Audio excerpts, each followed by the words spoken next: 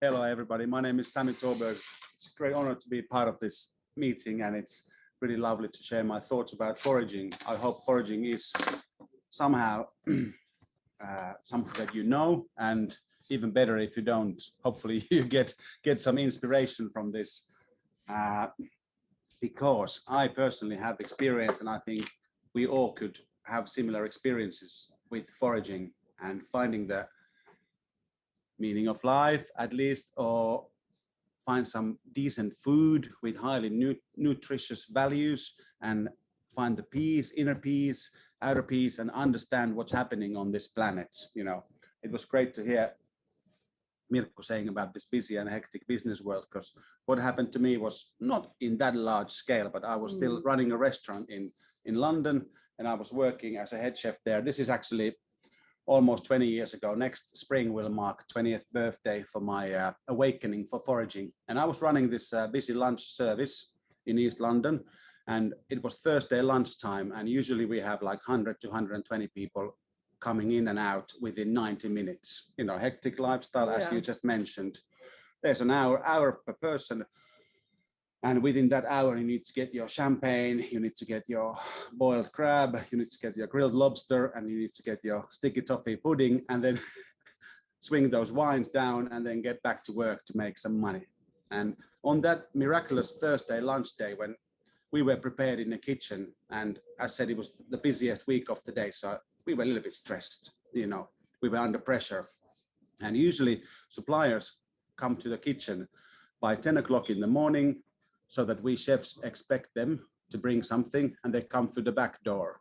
But on that miraculous day, I could see just before this rush hour, through the window from the kitchen to the main door of the restaurant, that this 70s vintage van parked illegally outside the restaurant. And out jumped this dude with long hair, shorts, and he just went to the back booth of the car and took a bag of something on his shoulder and started walking towards me. I could see this, and I remember it like yesterday, because it was my awakening. So he came to the kitchen and said, "Hello, chef, would you like to buy some sea kale?"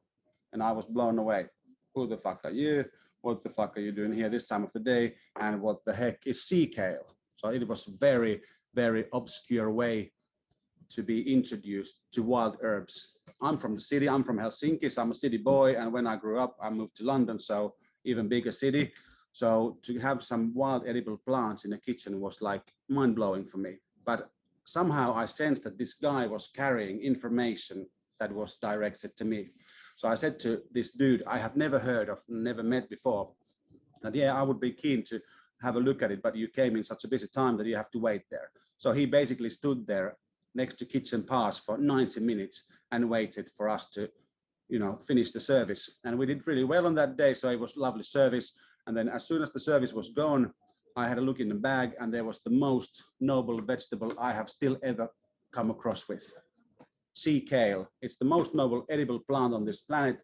And at the early stage of its annual growth, it has different colors, including white, purple, green, and it turns into bluish as well. So it's the most vivid vegetable I have still ever come across with. And I had a vision that it's similar to broccoli.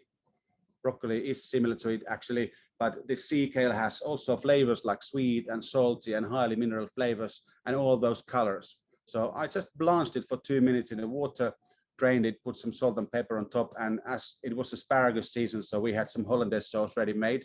I laid that good handful of sea kale with hollandaise sauce, and I can guarantee you that that's the most noble piece of vegetable I have still ever eaten in my life. So I was blown away, and I said to Miles Irving, that is his name, that I'll buy the whole sack. And we happened to have a special day that we also had some brill. We had 4 large brill that the fisherman had bought in on the same day. So for the evening service, I put this sea kale on the menu. So I had, like, as a catch of the day, I had this piece of on the bone grilled piece of brill, good handful of cooked sea kale, and a big spoon of hollandaise. And this went on the menu 6 o'clock in the evening, and I had 60 portions of it. So have a guess what happened by 7 o'clock. Yes, sold out. So for me, that was a sign that, there is more to this. not just the hippie looking guy or me, but all the clientele in Rivington Grill was blown away with it. So as a chef, I went to source of these ingredients. So within a few days, I was foraging sea kale in Kent in UK. And as a city boy, that was a mind-blowing experience. And because it was a peak season for sea kale, all those baskets and a couple of boxes we had with us, they were full within 5 minutes. So I was like, what the hell do we do now? And then as it was low tide, there was lots of oysters. So we ate like 2 dozens of oysters each. And I started to wonder, what is this beautiful smell around me?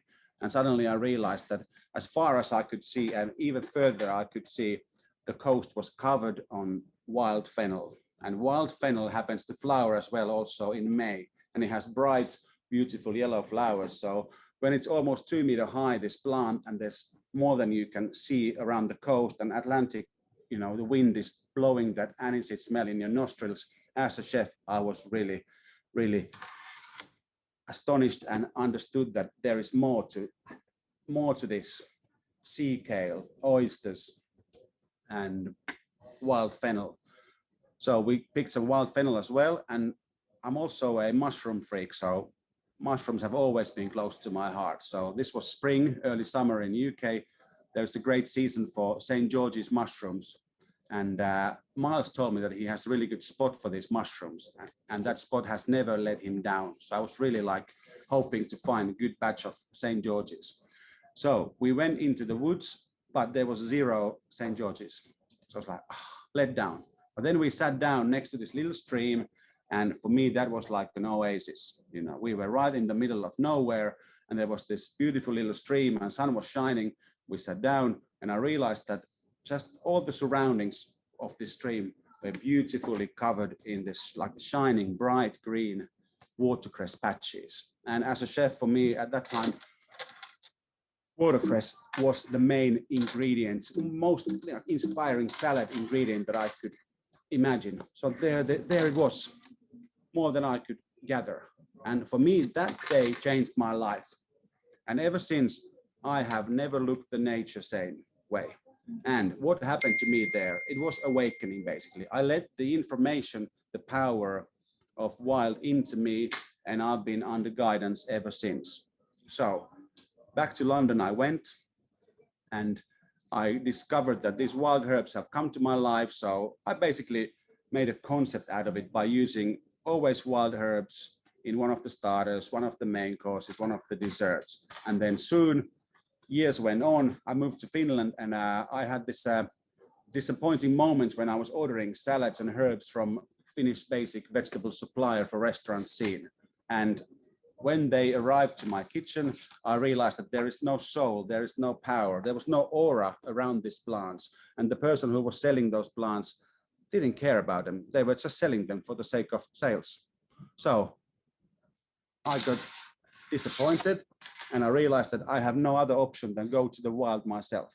So I asked my friend Miles to visit Helsinki as well, and we arranged this event for journalists about these wild herbs. And soon I realized that this is my life mission, job for me. And we also lived in this little island, which is just 5 kilometers, just a little bit more than 2 miles from Helsinki Centrum. And I realized that when we left the house, on that same coast where I lived, there was most of the same plants that I could imagine to be found in UK Kent.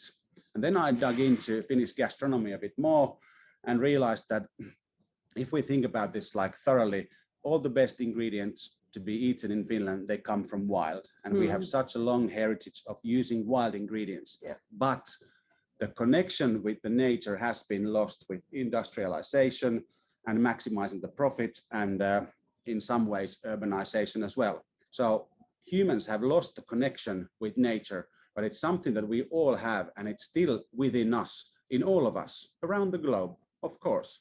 And what I've been doing ever since is I've been focusing on more and more on herbs and mushrooms and berries and using them in catering events. And I've written several, I think there's actually 11 books. And the book about the wild herbs includes 111 edible plants. And with each plant, I have made a contact. I've made friends with them. And these plants, they show show up to us, same as the berries and parts of trees and mushrooms, by spending time in nature.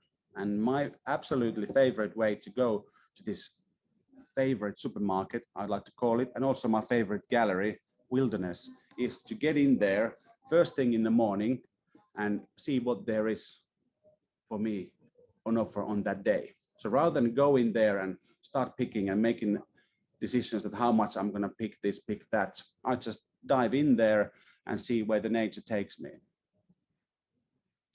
And I've done events, catering events around the globe, mostly in Finland, but also 20+ countries in the world. And every single dinner I've made, that each dish has included herbs, mushrooms, and berries, people are blown away. And it's not, I can cook, I can make good food. That's true. And it's great to have that kind of a feedback. But what's more important in this topic is that we should eat more wild. You know, that's the very original, most original food for humans. And by eating wild, we also let the wild information into us, and that changes us. And, and this foraging, learning to forage is obviously good baby steps is to read a book about it, get an understanding about it, but we only learn it by eating it, because that eating wild, untreated information with all those nutrients, and ideally handpicked by ourselves, it changes us. And that's how this lost connection between human and nature is reactivated. But you have made you have made 3 books about this as well.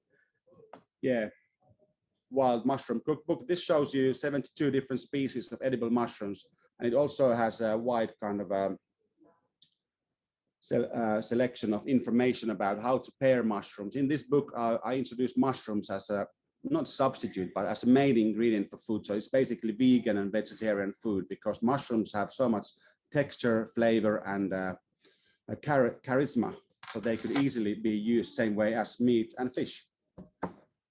And Wild Herb Cookbook, this one is now like 111 herbs in this 10th edition. So first edition was 49 plants. This was 10 years ago. So every year I've learned more and more about plants. I've made friends with them. And now this last edition has 111 plants. And also seasonal chart, how to identify them, where to forage, and how to preserve, because it's pretty good idea to preserve them. Yeah. It's not necessary. And it's also in English, the same book. And if we come back to this Finnish way of living, like we have a harsh, cold, sometimes wet, long winter, but it's basically only 3 months this winter. And if we start the foraging season when it really starts, which is the last week of March, when we collect the bird sap, that's when we open the annual foraging season. So we let the information and the nutrients from the roots of birch tree into our system. And then we can still gather and pick some mushrooms in December. So foraging season is not just something that you can do in short period of time, but it's a way of living. Yeah. And I really recommend that everybody does it. You can do this anywhere in the world, obviously not in the main cities, not in the polluted areas, but you know, you don't have to go that far away from the city, like in Helsinki, which is a pretty small city, but still it only takes a couple of miles. And in UK, when I was in London, it only took me 75 minutes to drive to Kent, as an example. So hopefully there was some inspiration for you about foraging. I would like to give you my top 10 tips from here. Okay. Yeah, you ready? Wow. Yeah. Yes. Okay. So let that inactivated connection between you and the wild reactivate.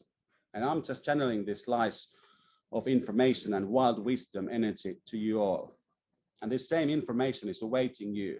So if I can do this, you and all of us can do it. And this is the really, really top tip. Do this foraging very first thing in the morning. No mobile phones, no fucking emails, just you in the wild, because that's when the information comes to you. If you're occupied in your head, it's not coming to you. And you could take your loved ones as well, if you like.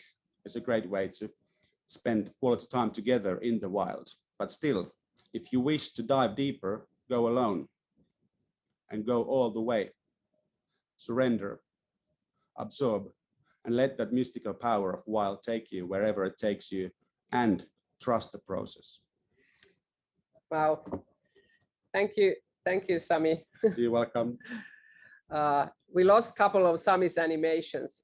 Sorry for that. He had made beautiful animations, but I think that you have them somewhere hidden in your site. So you can send them later on. Yeah, but it's an amazing journey what he has been doing, coming back also from the hectic London to the wilderness in Finland, because I can tell you we have still forests where the silence is present. So thank you, Sami, and let's do a course of foraging one day all together somewhere. I would love to take you to the wild. Anybody, you want to say anything to Sami or? Many people are asking the titles of the book. There's a lot of enthusiasm. So maybe it can be put in the chat, and maybe we can have also your email if people have questions. Of course. And the book is called Wild Herb Cookbook. Wild Herb Cookbook. Okay. Yeah. And the mushroom one is? That's only in Finnish. It's called Villisieni Keittokirja. That's going to be called Wild Mushroom Cookbook.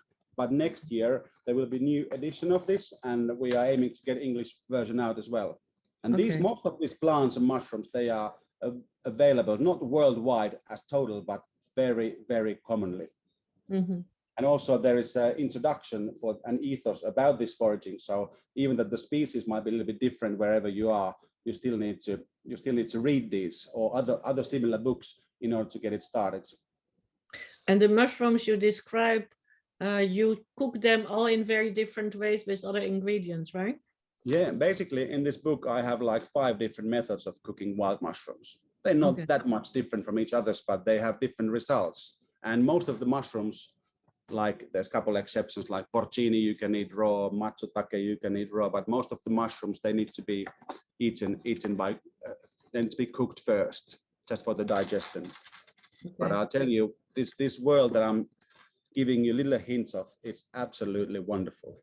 And I hope to take you all out to forage in spring. Maybe we have to organize a World Hope Forum. Yeah, let's do that. Yeah, we should all go to a forest or somewhere. It would be so healthy. Anyhow, so thank you. Thank you, so much. Very welcome. Thanks.